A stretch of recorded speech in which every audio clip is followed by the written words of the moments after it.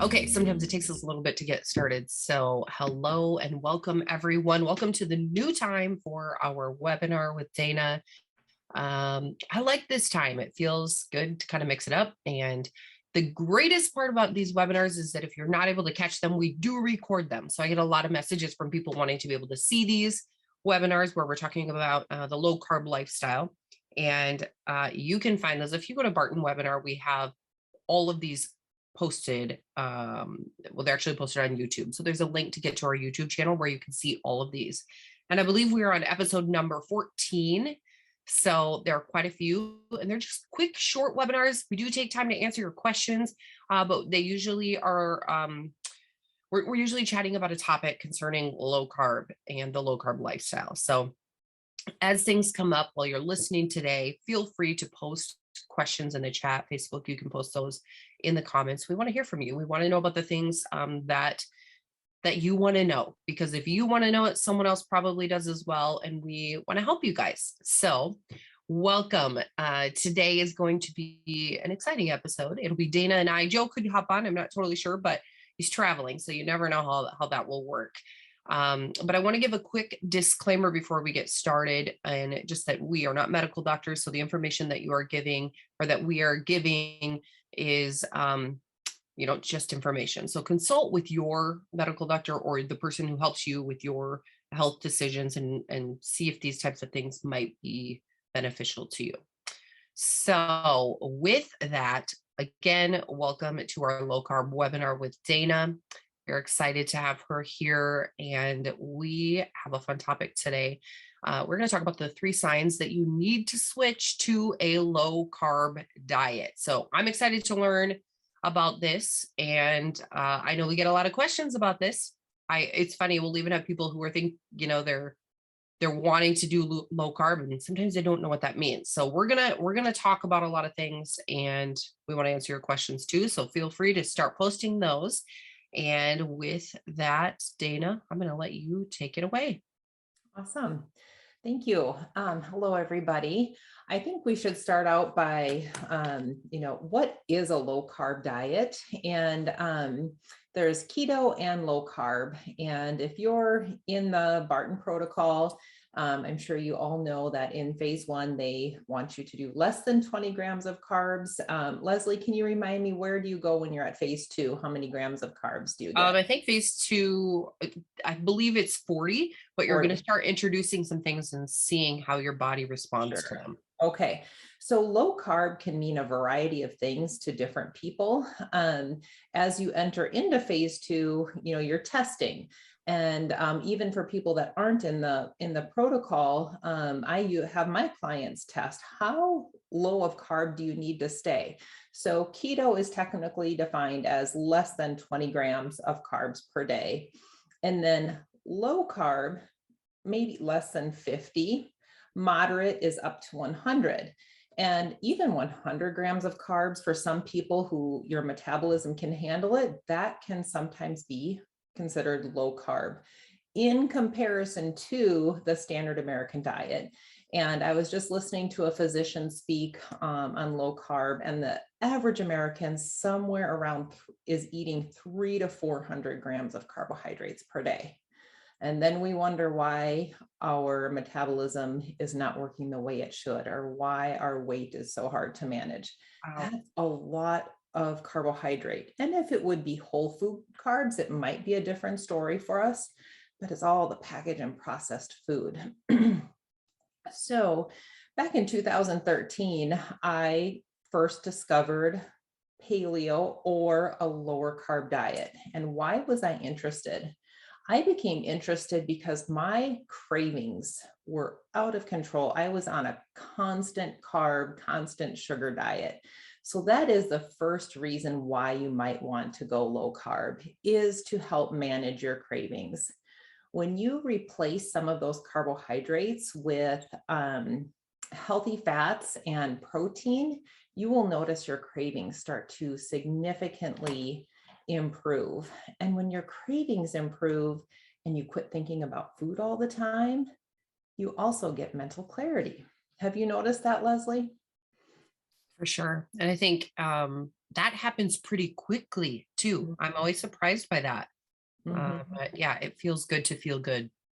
Yes, absolutely. And that initial 3, 4, 5 days can be a little bit tricky as you're lowering those carbs down. But if you make sure that you're replacing sugar with the other white stuff, salt, so maintaining your electrolytes, whatever electrolyte drink you like to have, or just adding extra salt or a quick swig of pickle juice, that is really going to help you transition to a lower carb diet, especially in that first week when it can be a little bit challenging when you're coming off of sugar.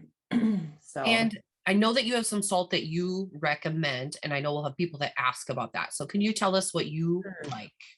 So my favorite salt, and there are many salts out there that are fine, but I had the opportunity to meet the owners of Redmond Real Salt, and I love supporting people that they're just a great company, and they're based out of Utah. And so if you go to Redmond, I believe it's redmondrealsalt.com, you can just check out their products. They have everything from their Himalayan or their salt to garlic salt, lemon pepper salt, seasoning salt, toothpaste. They've just got a ton of products, including an electrolyte mix that you could get if you would like. But if you don't like to do the electrolytes, you can definitely just get some of their salt. And some people like to just put it on their tongue and enjoy it that way. So, and if you use my name, Dana, you can get 15% off of your purchase through Redmond. And I can share that link with you, Leslie, if you would like. Yeah, So, that'd be great. Send yes, that they to me and are. then I can post it. Yes, they're just wonderful people. And, just being aware that the salt that we typically have, or sea salt, it can be contaminated with microplastics. And this is just actually out of the caves in Utah. So I really like that salt as an option.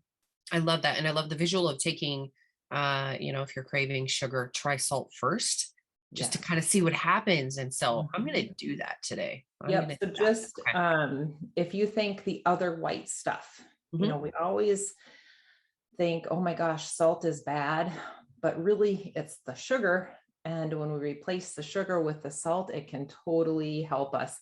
In fact, they have salt rocks that you can actually make what's called soul water, SOLE, soul water. And so you just soak these salt rocks, and you can add a tablespoon or two to your regular water and use that as like your salt water drink. And it's a really cheap way to get in your salt. Love it. That's Yeah, awesome. Okay. yeah, This it's is good stuff already. We're only on very one. good. Very good. So yes, reason number one is just to help with your cravings and then your mental clarity. So cravings and clarity, number one reason why I chose to go low carb. The second reason, which most people talk about, would be our hormones.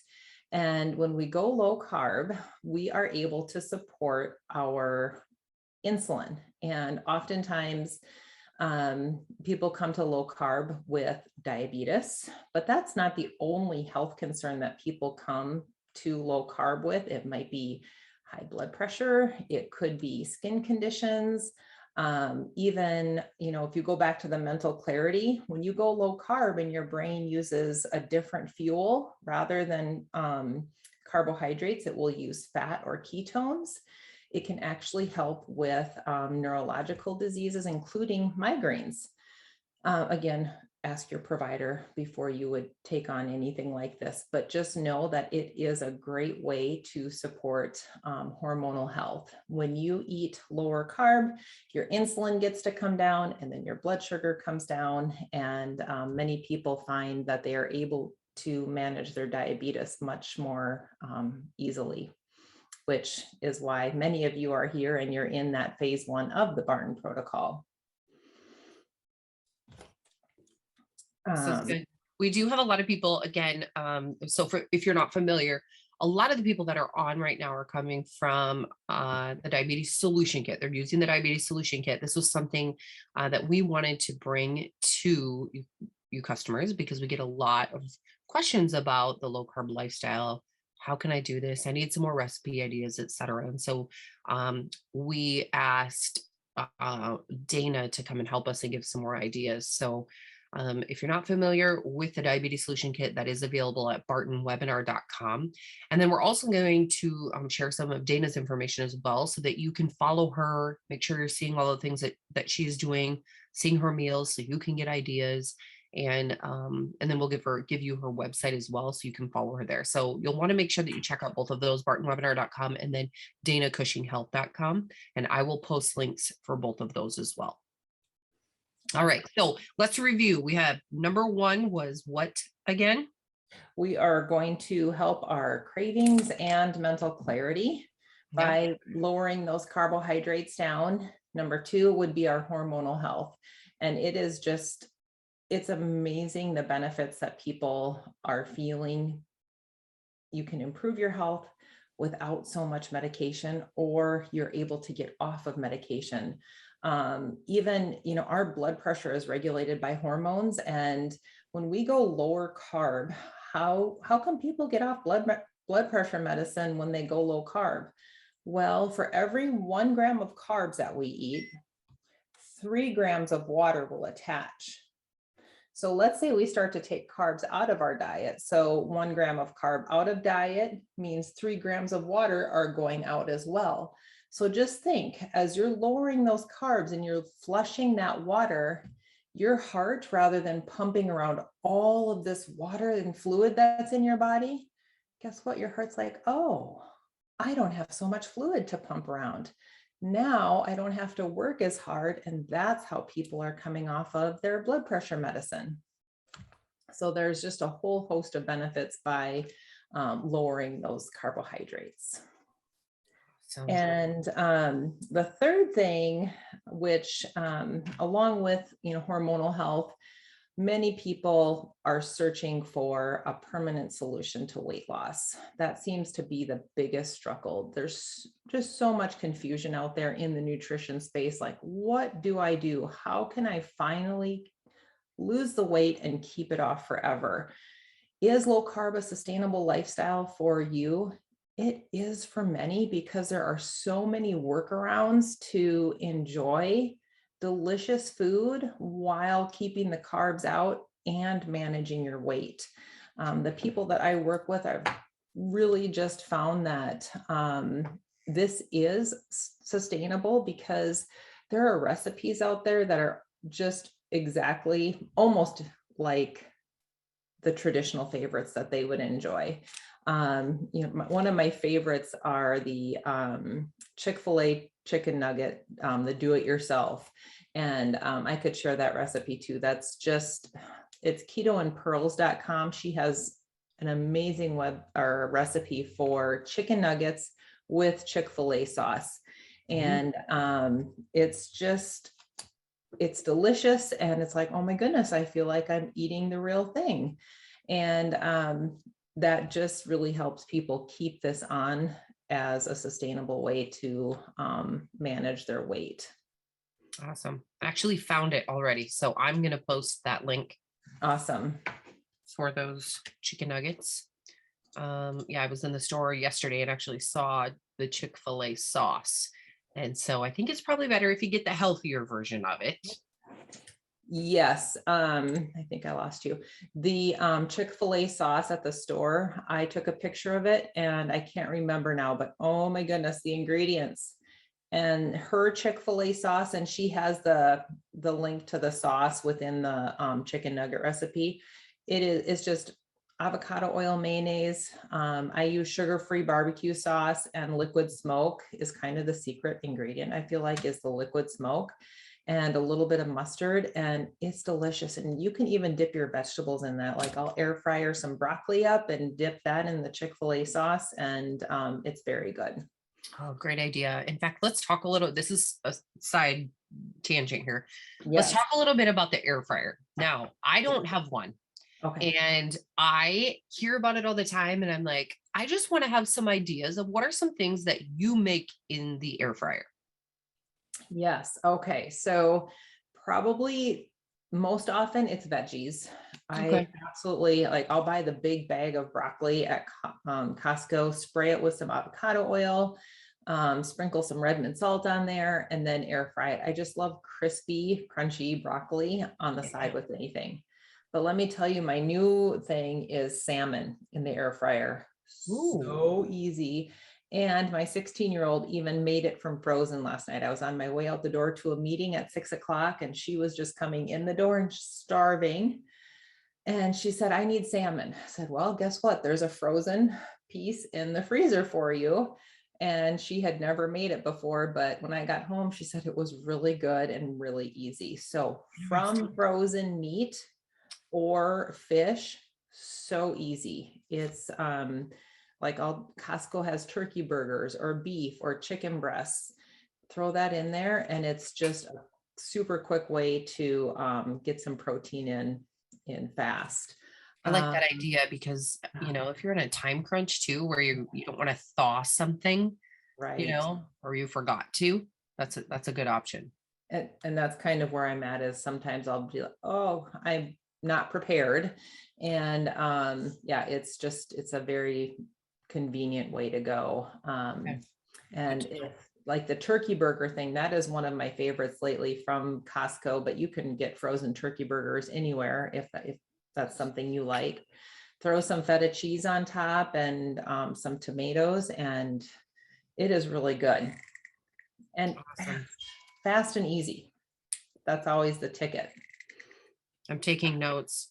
I actually just made a keto taco soup for lunch today. Ooh, Yeah, it was really good. Kind of had the option, if you do cream cheese and heavy whipping cream. We try to not do a lot of dairy, yeah, but boy, anytime you can use those, it's just enhances the flavor so much. that, So that very, sounds very good.